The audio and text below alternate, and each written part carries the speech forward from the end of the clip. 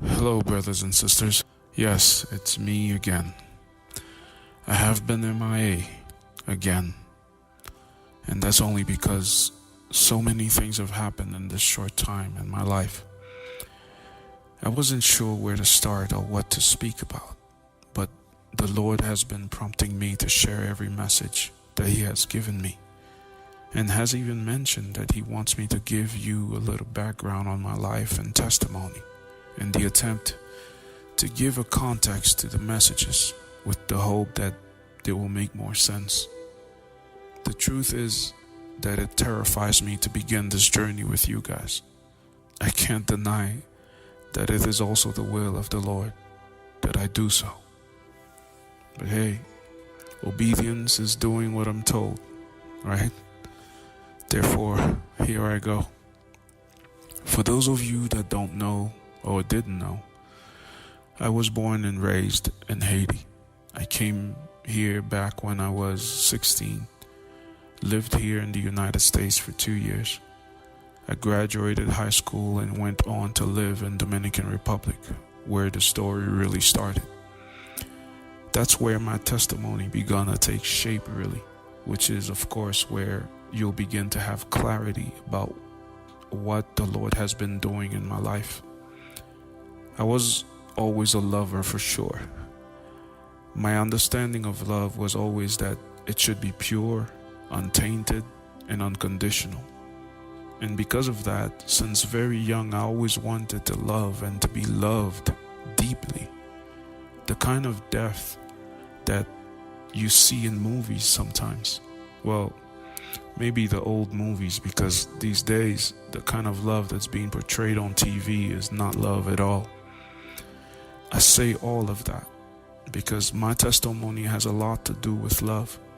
It has a lot to do with my heart and the way that the Lord is showing me that He has loved me and teaching me to love. Before I left home, the Lord showed me a vision of who my wife was going to be. I saw her skin color, the color of her hair. Her face was not very clear though. I think I was 12 and somehow I never forgot. So much so that I started looking for that woman unconsciously and sometimes consciously, I guess. And little by little, I started having girlfriends here and there. I started feeling this need to be loved deeply. And so I decided that I would love deeply so that deep love can find me. At that time, I didn't know too well, nor did I understand that this love I was looking for could only be found in Jesus. Therefore, I imagined that it could only come from a woman. And I started getting hit hard by these girls. So hard that it began to be clear early on that probably the only girl that would always love me unconditionally was probably going to be a daughter. Because these women were no joke, man. Even so, I had faith in love. I started and always chose to love deeply, and so the depth of the pain I would feel as a consequence was always intense. And that's when I came to realize and identify the first biggest lie I ever was told to believe, that a person can only fall in love once or twice if they're lucky. That, brothers and sisters, is a big lie, because love has no limit nor constraint. I found out that I was able to love deeper each and every time, as if climbing a ladder, which, as you will learn, brought me to Jesus. I was telling this to a brother recently, and he said to me, "You're courageous, bro. I don't think I could have ever done that." And I understand him for sure, because who in their right mind would live like that? Well, I guess only me. It all started when I fell for this cool girl at church growing up, the most beautiful girl in the whole church. Although knowing that I was crazy about her, she preferred my best friend over me, based on the fact that his family probably had more money than me. It was my best friend, so I decided I would be happy for him. The first time I began to love deeper after that was during my high school days. She was more or less the first girl that I had met when I began the school year, when I traveled to the US. But soon enough, she just disappeared during the school year. Later, I found out that she had gotten pregnant by someone. It didn't hit me hard because I was new in the country, therefore my expectations weren't too high. Then there was another one, which was the only real Haitian girl I ever dated. She left me because I was not tall enough nor dark enough. That one for sure hurt me a lot more because by then I had a mature heart. That's also when rejection began to be normal in my life and part of the day-to-day, part of my day-to-day, even with male friends, even at work and everywhere I went. And because of that, this extreme, vicious fear started becoming part of me. A couple of years later, I met this other girl, and with her came the deepest love my heart could reach down to. Man, at the time, it was something out of this world. Love poured out of my heart like the Niagara Falls. She cheated on me once. I forgave her and started loving her even more. Then she cheated on me less than a year later again. Not because I didn't love her enough. She even later mentioned that she doesn't think she'd ever find a love like that again. But the problem at the time was because she wanted to live a certain way financially and wanted to travel to the US, which was always her dream. Back then I was in Dominican Republic. Well, needless to tell you that this one destroyed me. I experienced a level of pain that I didn't think was possible, and the fear of rejection reached another dimension.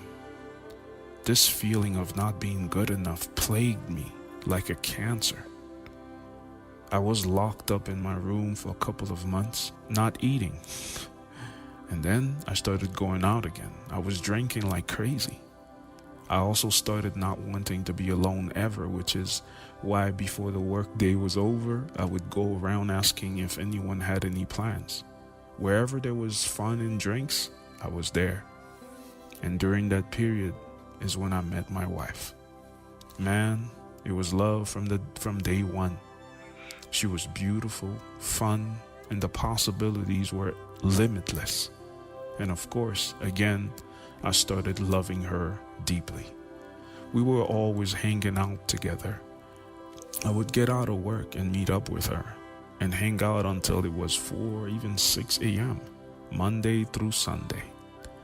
We did that for about 3 months until she found out I was Haitian and she disappeared. I know, story of my life at this point, right? Well, months later, she reappeared. And while we were at a friend's house, she asked me to be her date for Christmas. I thought she was joking, so I just laughed it off and walked away. But what felt like minutes later, she made the same request again. And this time I looked at her intently and I said, "You are actually serious?" Well, I considered her proposal. A month and a half later, we were married.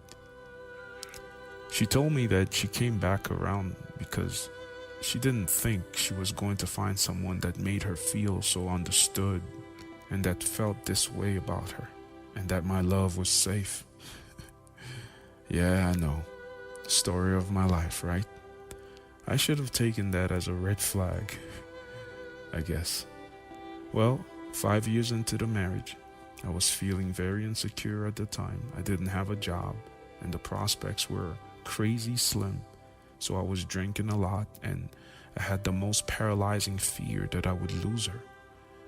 I always felt like I was not good enough because of the many comments she accustomed me to hearing, and she disappeared again. She picked up everything and left me a voice message saying, "Adios, Rams." Man, I was like a walking zombie. The pain was so intense that even when I was wearing the darkest sunglasses and laughing or smiling in a regular conversation, people would take a second look at me and say, "Wow, I can see the pain in your eyes even behind those glasses. I was married to her, so everyone that knew me also knew about what happened.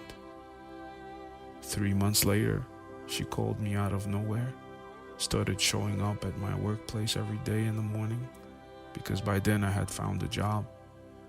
And before I got into the building, she would always be there and to see me off to work. And she would be there also at lunchtime to have lunch together. She asked me to forgive her, and I did.